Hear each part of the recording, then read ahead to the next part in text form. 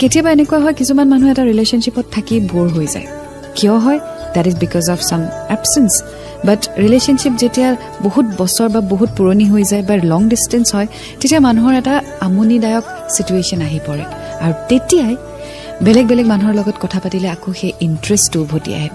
প্ৰথমতে যেতিয়া বয়ফ্ৰেণ্ডৰ পৰা ইম্পৰ্টেন্সটো পোৱা যায় বা গাৰ্লফ্ৰেণ্ডৰ পৰা ইম্পৰ্টেন্সটো পোৱা যায় ৰিলেশ্যনশ্বিপত আহি যোৱাৰ পিছত লাহে লাহে প্ৰায়ৰিটিজবোৰ চেঞ্জ হৈ যায় ইম্পৰ্টেন্সবোৰ কমি যোৱা যায়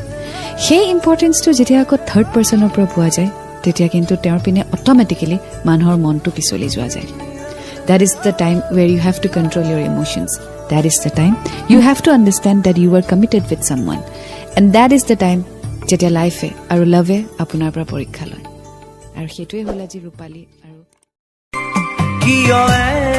এনেকৈ মৰমবোৰ অভিমানী হৈ যায় কিয় এনেকৈ আপোনজন অচিনাকি হৈ